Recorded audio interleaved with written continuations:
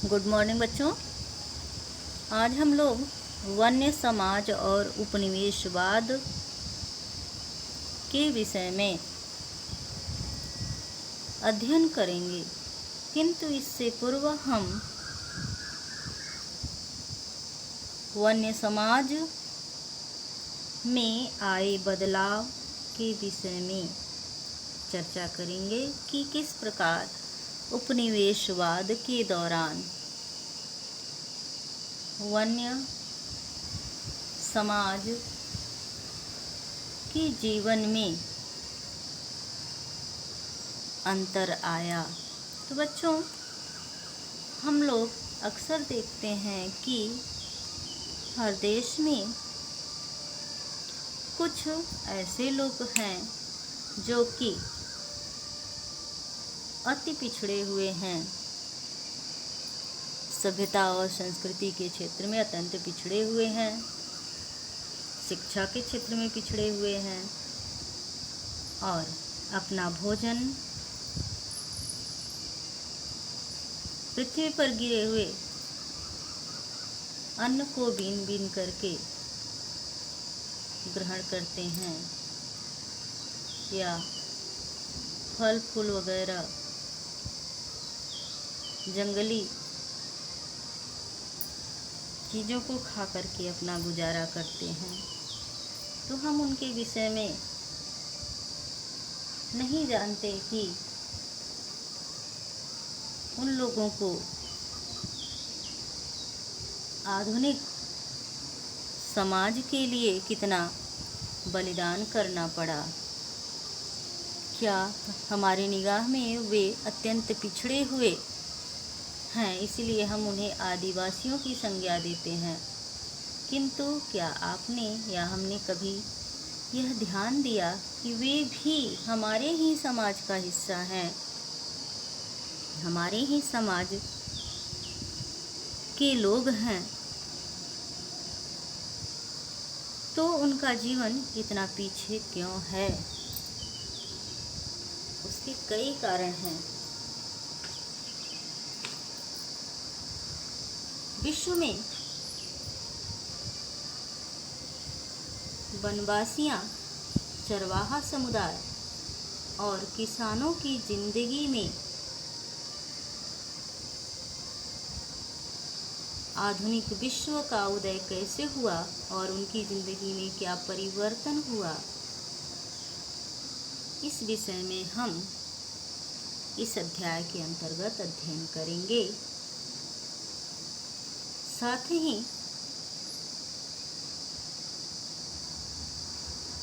हम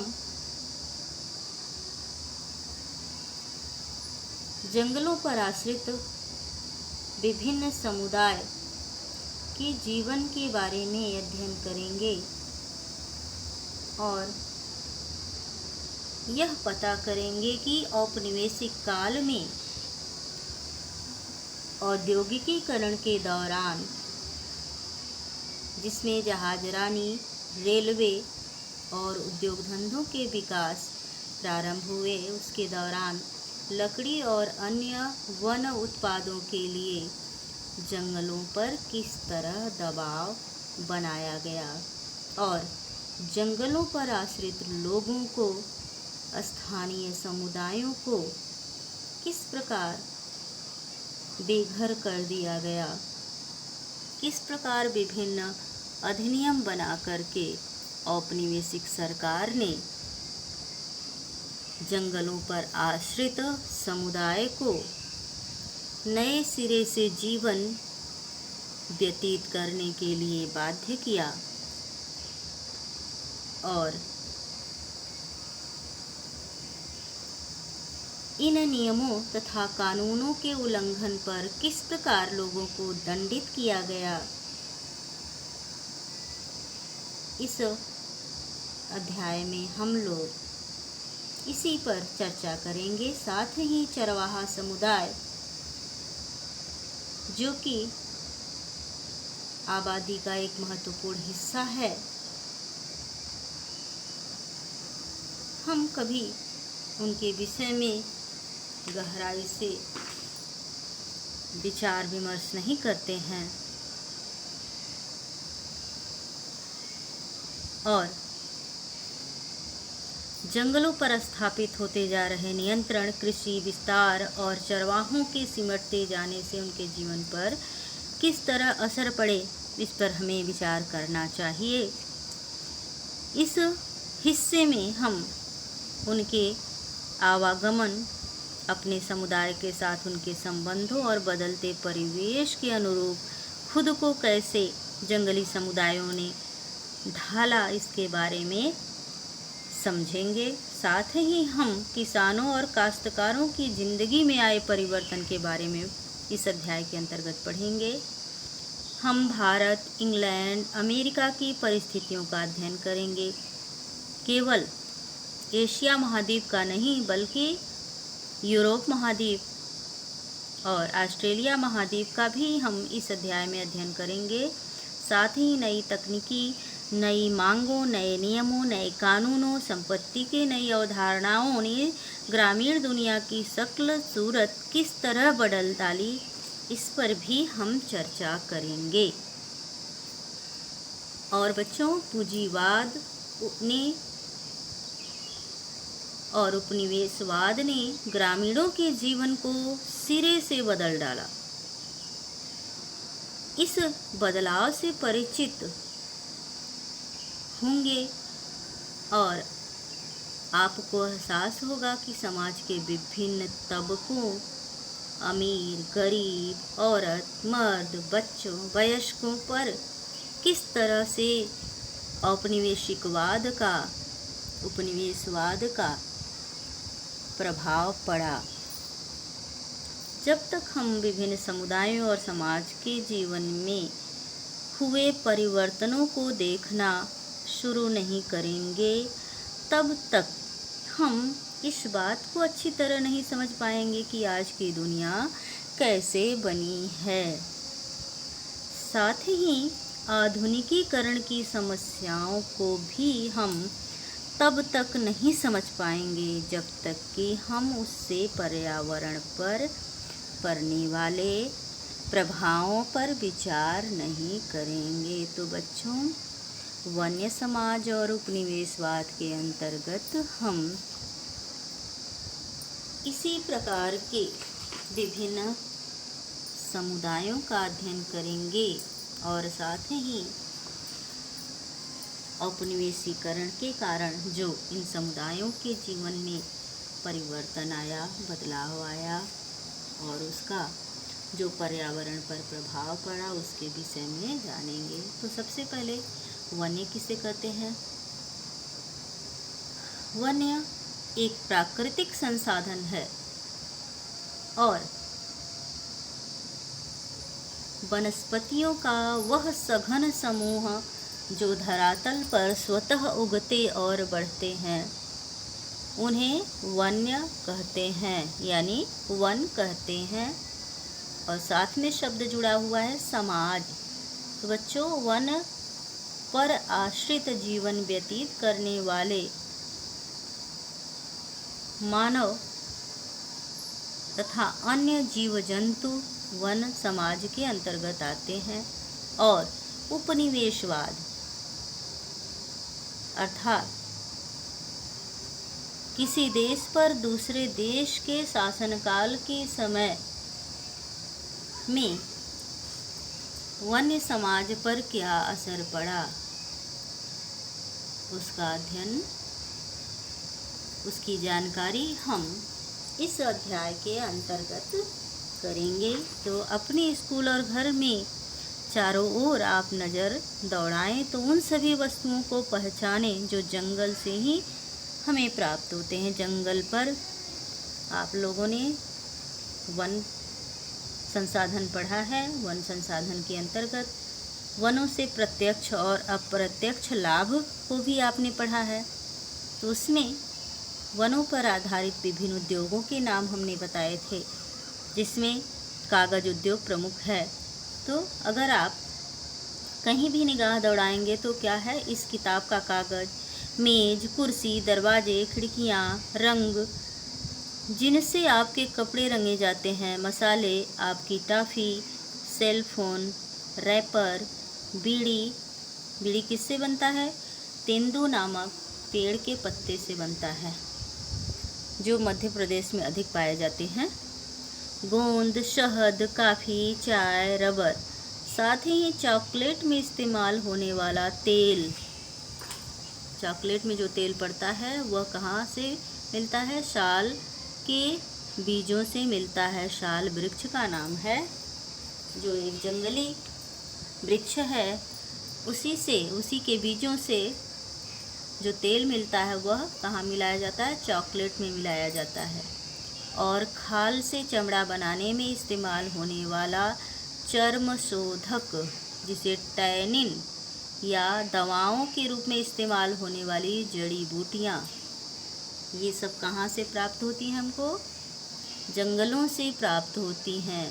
और बाँस, जलावन की लकड़ी, घास, कच्चा कोयला, पैकिंग में उपयोग होने वाली वस्तुएं, फल, फूल, पशु, पक्षी एवं ढेरों दूसरी चीज़ें भी जंगलों से ही प्राप्त होती हैं। तो इस प्रकार हम देखते हैं कि हमारे जीवन के हर क्षेत्र में जंगली उत्पादों का विशेष महत्व है। जंगलों का विशेष महत्व है। अमेज़न या पश्चिमी घाट के जंगलों के एक ही टुकड़े में पौधों की 500 अलग अलग प्रजातियां मिल जाती हैं, और यह विविधता तेजी से लुप्त होती जा रही है, अर्थात खत्म होती जा रही है। औद्योगिकीकरण के दौर में सन 1700 से 1995 के बीच 139 लाख वर्ग किलोमीटर जंगल दुनिया के कुल क्षेत्रफल का 9.3% भाग औद्योगिक इस्तेमाल, खेतीबाड़ी, चरवाहों और ईंधन की लकड़ी के लिए साफ कर दिया गया। कब से कब तक? 1700 से 1955 के बीच तक लगभग 10% क्षेत्रफल जो है जंगलों का, वह कृषि क्षेत्र में औद्योगिकीकरण के इस्तेमाल के लिए परिवर्तित कर दिया गया, यानी कि जंगलों की सफाई कर दी गई। अब हम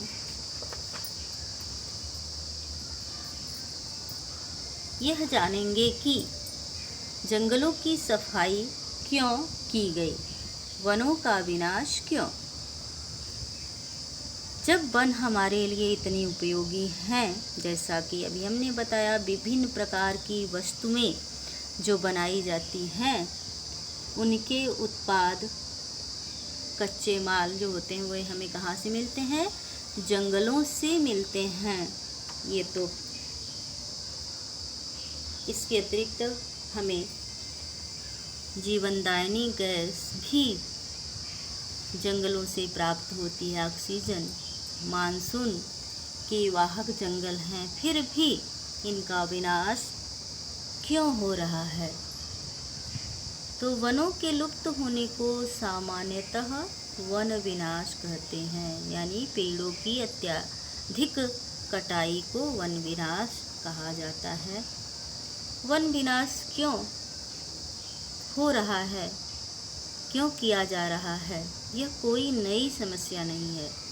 वैसे तो यह प्रक्रिया कई सदियों से औद्योगिकीकरण के शुरू होने के पश्चात ही शुरू हो गई थी, लेकिन औपनिवेशिक शासन के दौरान इसने कहीं अधिक व्यवस्थित और व्यापक रूप ग्रहण कर लिया, क्योंकि औपनिवेशिक सरकार औद्योगिकीकरण के लिए उपनिवेशों से केवल कच्चा माल प्राप्त करना ही अपना उद्देश्य बना ली थी। वहाँ के लोगों पर इसका क्या प्रभाव पड़ेगा, इससे औपनिवेशिक सरकार को कुछ लेना देना नहीं था। तो आइए भारत में वन विनाश के कुछ कारणों पर हम गौर करते हैं। तो पहला कारण क्या है? ज़मीन की बेहतरी। सन 1600 में हिंदुस्तान के कुल भूभाग के लगभग छठे हिस्से पर खेती होती थी। आज यह आंकड़ा बढ़कर आधे तक पहुंच गया है। इन सदियों के दौरान जैसे जैसे आबादी बढ़ती गई, खाद्य पदार्थों की भी मांग बढ़ती गई। अर्थात पहला कारण क्या निकला? बढ़ती हुई जनसंख्या के लिए बढ़ते हुए खाद्यान्न पदार्थों की मांग की वजह से वनों का विनाश प्रारंभ हो गया और किसान भी जंगलों को साफ करके खेती की सीमाओं को विस्तार करते गए। औपनिवेशिक काल में खेती में तेजी से फैलाव आया, क्योंकि गेहूं की मांग विश्व में अत्यधिक बढ़ गई थी। इसलिए औपनिवेशिक सरकार ने कृषि क्षेत्र को बढ़ाना शुरू किया और जंगलों का विनाश शुरू कर दिया।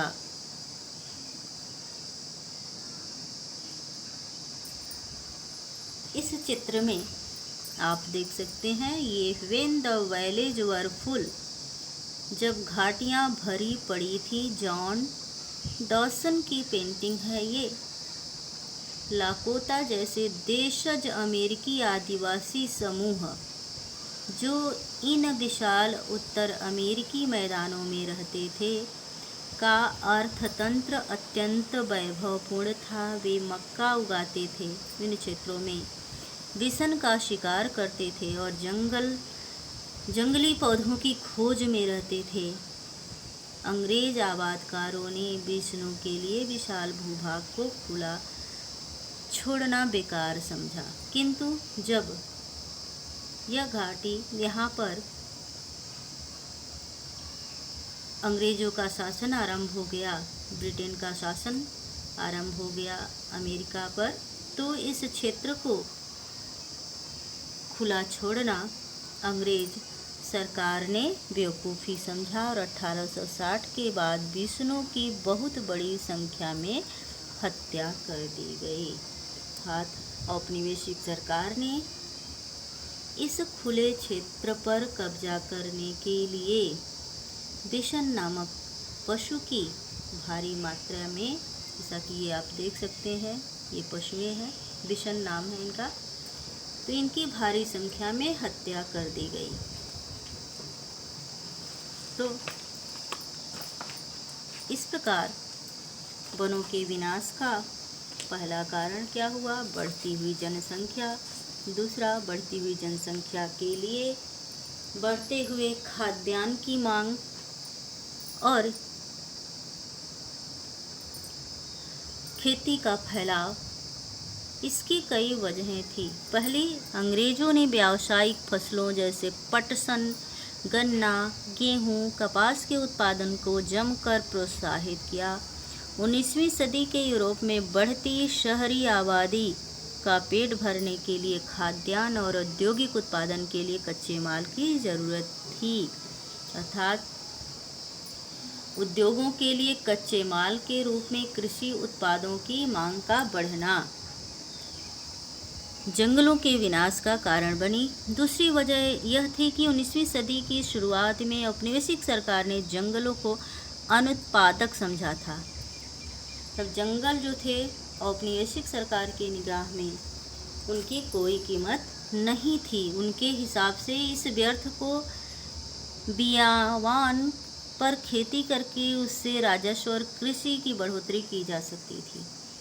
यही वजह थी कि 1880 से 1920 के बीच खेती योग्य जमीन के क्षेत्रफल में 67 लाख हेक्टेयर की वृद्धि हुई।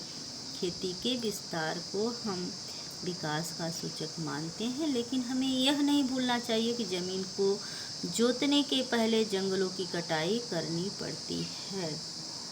तो बच्चों, इस चित्र में आप सिंहभूम के जंगलों में साल के तनों से स्लीपरों का निर्माण, जो छोटा नागपुर की दिखाया जा रहा है जंगलों का, 1897 के दशक में रेल की पटरी हेतु स्लीपर बनाने के लिए वन विभाग क्या कर रहा है? पेड़ों को काटने के लिए पटरे बन रहे हैं, जो ट्रेन की लाइन बनती है उसमें जो स्लीपर लगते हैं उसको क्या किया, किससे बनते हैं, ये पेड़ों से बनते हैं। आदिवासियों को नियुक्त किया करता था, लेकिन उनको अपने घर जाने के लिए इन पेड़ों को काटने की अनुमति नहीं थी। मतलब आदिवासी पेड़ों को काटते थे लेकिन घर नहीं ले जा पाते थे। किस लिए? सरकार किस लिए पेड़ों को कटवाती थी? छोटा नागपुर के जंगलों में पेड़ों की कटाई किस लिए की जाती थी? स्लीपर बनाने के लिए। रेलवे लाइन पर जो लकड़ी का बीच बीच में लगा रहता है, डंडी टाइप का, सीढ़ी टाइप का, उसे क्या कहते हैं? स्लीपर। यह वृक्षों से ही बनाया जाता है और स्लीपरों को बनाने में बहुत सारी लकड़ियों की आवश्यकता होती है। तो इस प्रकार औद्योगिकीकरण, शहरीकरण, नगरीकरण और बढ़ती हुई खाद्यान्न की मांग की आपूर्ति के लिए जंगलों की सफाई औपनिवेशिक काल में और स्वतंत्र भारत में भी, औपनिवेशिक काल में अति तीव्र गति से हुई और स्वतंत्र भारत में भी औद्योगिकीकरण के लिए खास तौर से रेलवे लाइन में स्लीपरों को लगाने के लिए जंगलों की कटाई की गई। आगे हम अगले वीडियो में प्रकाश डालेंगे।